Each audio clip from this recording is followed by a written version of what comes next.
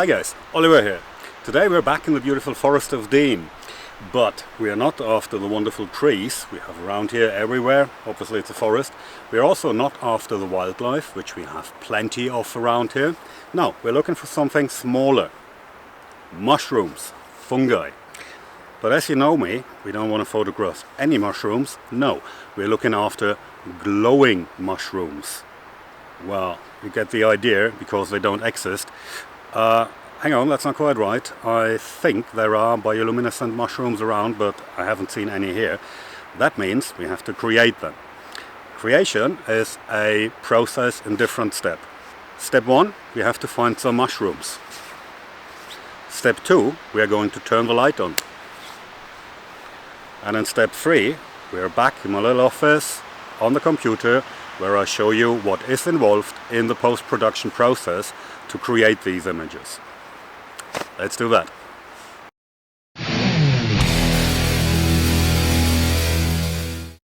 There are beautiful shrooms around, but they're all very close to the ground. And when I lower the camera down onto the ground, this is pretty much the maximum I can get. And yeah, it's not too easy to handle, it's not easy to photograph. Even though I think I might do that later, but for demonstration purpose we're looking for something else. What I found here is just a fallen branch, and I raised it a little, just for two reasons. First of all, it makes it easier for me to work, and it's way easier for you guys to follow my demonstration when I show you what I'm doing. First things first, let's compose our scene. What I'm having here is my crop camera. It's my 7D Mark II, and I got my 100mm f2.8 macro lens attached. I don't want to cut the top, a bit like that. We do have the lines of the trees in the background. I mean, we're in the woodland here, and I think, yeah, should be happy with that. All right. After we found our composition, and because the macro lens has a rather shallow depth of field with the setup we have here, it's still a bit of a distance, but not enough to get everything from front to back in focus. I also don't want to close the aperture too much not to ruin the backdrop. Okay, first, without any artificial light, only the ambient light, I'm shooting a little series of brackets, starting with focus at the front. Take some underexposed ones too. I want to have it nice and dark and moody. Okay, now we're getting a little closer in. Second shot. And we're taking our bracketed shots as well. One stop, two stops underexposed. Yes, looking good so far. And we have that set of images sorted, and we did it just the way we normally do. We normally photograph some macro stuff like that. We have bracketed shots with different exposures. We also have shots with different focus points for focus stacking, just in case we're not having everything in focus. And now it's about time to add a little bit of magic to our scene, and we do that using our little torch. If you have already followed my macro videos, then you know that little thing already. It's the same torch, and what we do now, we are illuminating the mushrooms from behind, from the top. And that's exactly what I'm doing now. And it doesn't really matter if my hand or the torch is visible, because we only want to have now the underside, and everything else will be done later in the second part on the computer. I'm going to check what we have, but I think this is all the material we need for now for this scene.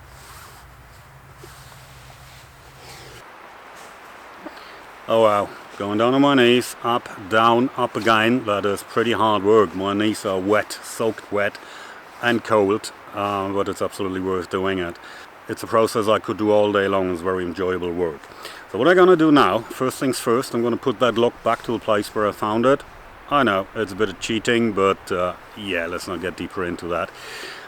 Next step, I'm going to be wandering around and see where I can find more mushrooms, more fungi. I'm going to recreate the entire process. First, compose an image, take pictures with ambient light. Then we're going to add the light painting. We're taking more images and just going to see what I will find. And when I think I have enough, I'm going to see you guys back at the computer where we'll dive into the post-production process. Okay, I made it back home, and while I was transferring all the images onto the computer, get myself something to warm up. Hot chocolate, who would have guessed that?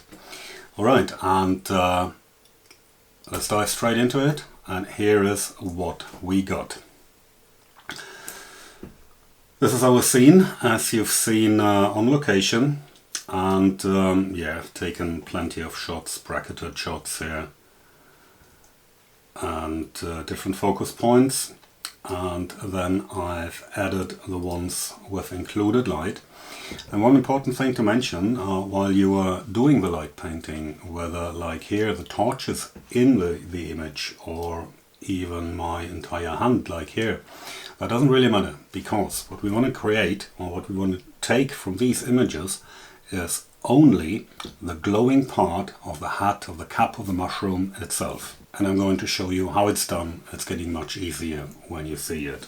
Plenty of images, different lighting scenes, and it's quite a bit of material I've taken. Yeah, it ends here at picture number 98. So really I didn't have any respect for memory space, for a memory card here.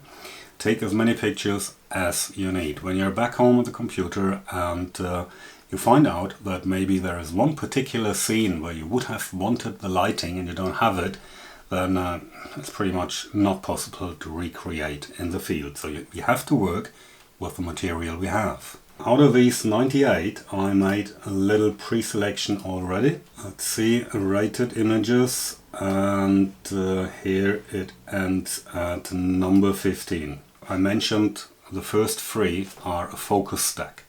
So as you see here, the focus sits on that one in the front. The next one, we have the focus somewhere here in the middle. And then the third one, we have the focus on that one at the bottom right here.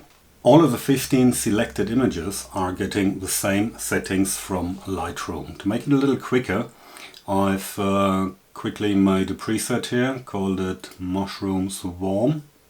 Here it is. That is actually a little too warm, so I think I have to reduce the intensity of the colors a little bit. And especially the oranges are a little over the top here. But we're doing the fine tuning later. What I did here, the white balance stays as it was. The exposure as well, added a bit of contrast, took the highlights out, shadows in, white balance, a little bit of a curve by bringing the lights in and taking the darks out. Not too much, just subtle modifications. When we're happy with our settings, we are selecting all of the 15 images and sync the settings. Synchronize. So now we're all having the same, and in the next step we edit them and we open all of the 15 images as layers in Photoshop. Okay, that took a while to load all the images into Photoshop. We have one difficulty now, because we took the images with different focus settings, and the lens I was using has a bit of a focus breathing, which means you see it changes kind of the focal length a little bit. So what I do, first things first, I select them all and let Photoshop do an auto alignment of all these layers. Normally Photoshop's pretty good with that. Sometimes it doesn't work and then you have to do it manually, but with 15 images it's quite a bit of work. So let's cross fingers that it works with these scenes here. Good, my job is done. Now let's see how successful we are. If there is anything moving or if the mushrooms are all the same size and especially at the same position. Looks good so far. I am happy with that. The next step is, here these bottom 3 ones, I want to create a focus stack out of them. So what I do, I let Photoshop try to auto blend the layers as a stack and see if that works. Sometimes, especially with filigrane themes, Photoshop can't do it. The results are not satisfying and you would have to do it manually, but why do it manually if we have automated functionalities in here? Good, let's zoom in and see what we have. Okay, so far, yep, that looks quite alright to me. And because I'm happy with the result and I don't need them separate anymore, I simply merge the visible layers, these three layers, to one. This will now be our base to work and to blend the other images with our light painting in. The steps for all the images we want to blend in are now all the same. First, I make it visible and see if I am actually happy with the result. So yeah, I think this one is the one I want to blend in. Now what we want to use of this one is only the glowing part of the inside of the mushroom. And to do that, first of all, we are applying a black layer mask. You remember, to make everything in the image invisible. Then we're using our paintbrush and reduce the flow. And now we're gently painting the inside of the mushroom with the white color in the layer mask. Okay, what I also do, I'm not going right to the edges of the hat of the mushroom, because the illusion we want to create is pretty much that they are glowing from the inside. So I'm going to keep a little edge around the outside, maybe a little bit off the stem. Yes, here we have something, so painting that in as well. And you see, I'm not using any fancy masks or selections. All I'm using is a black layer mask and painting it in handheld or masking it out. Then we're choosing the next image and adding a black layer mask to that one. What I want to blend in is a bit of stem here and of course that mushroom. So our black layer mask. This is what we have in the image so far, and now we're painting this one in here. And by painting in with white, using a white paintbrush in our black layer mask, we're revealing the parts of the image that we are painting in. And this is how I'm working my way through, adding a black layer mask, using a paintbrush, painting in the areas I want to reveal from the image with a white paintbrush. I'm doing the rest of this image as a little bit of a speed edit now, and coming back with a final result.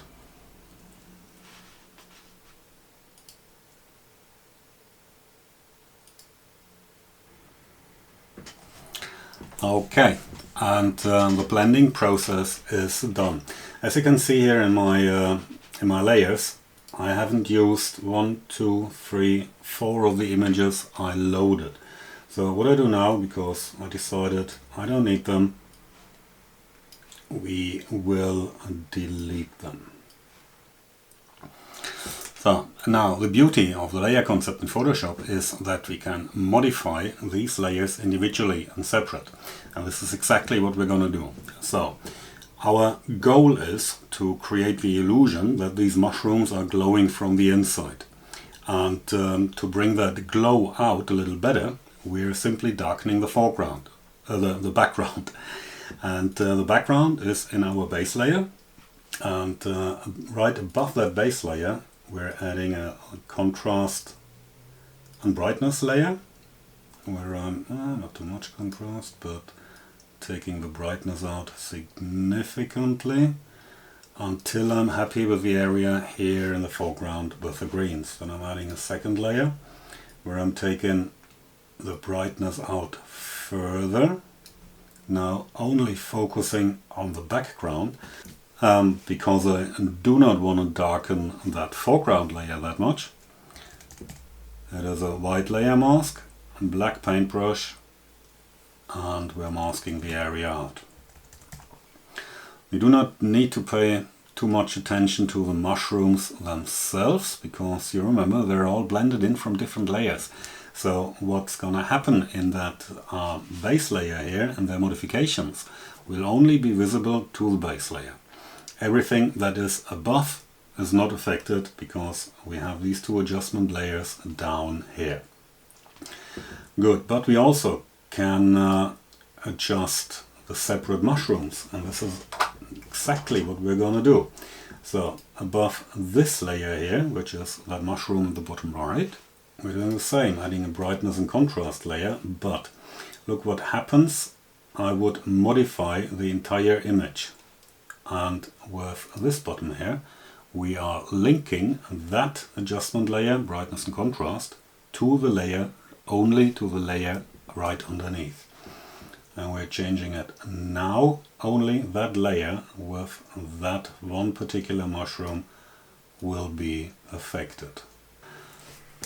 And this is it. I think I am actually happy with the result we have achieved here. Let's do a quick summary. Out of the almost 100 images of that particular scene, I've selected 15. These 15 got a little basic modification in Lightroom, and I've imported them all as layers in Photoshop. We have not used all of these 15, but I didn't know before, so rather load them all, and if you're not using them, leave them invisible, and at the end just get rid of them.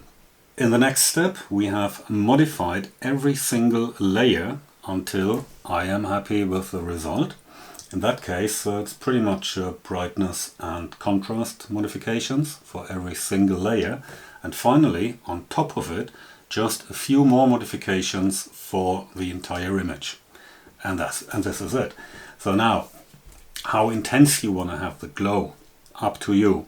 How you want to modify the background or the foreground, how you would like to have the colors, totally up to you. You have the freedom, and I guess these are basic functions, so that's pretty much it. Good. I will export this result here, and of course I have a few more of these images, and I'm going to show you a little slideshow before I'm coming back for a few final words.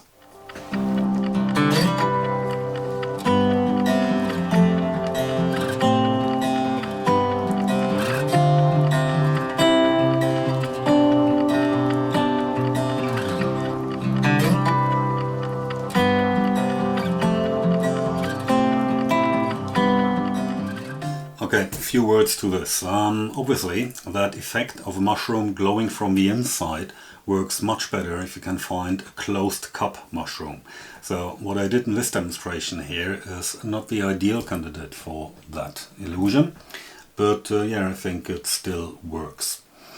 Another thing, if you should think that the amount of layers here is way too much for you and you want to simplify the process, yeah, just look for a single mushroom out there somewhere in the forest. You're gonna find it. One single mushroom, give it a little bit of space to breathe, a little bit of distance, and it should be easy to get the entire mushroom in focus without focusing to different distances. With such a setting, you simply take a series of bracketed shots over, right, underexposed, and then you add your light painting with a torch, different distances to the object, different angles, and just shoot your images through. With such a technique you will be able to have one foreground image and maybe one or two additional layers to blend in. It's a much smoother process, much easier, less time consuming, and the result is pretty much the same. And we're at the end of today's video. If you have questions, use the comment sections. I will always try to answer as good as I can. If you just want to leave me a few nice words, please do the same. Always much appreciated. Don't forget to click like, hit subscribe if you haven't already, and maybe tell your friends about my little channel. Thank you very much for watching, and I'm looking forward to seeing you again soon.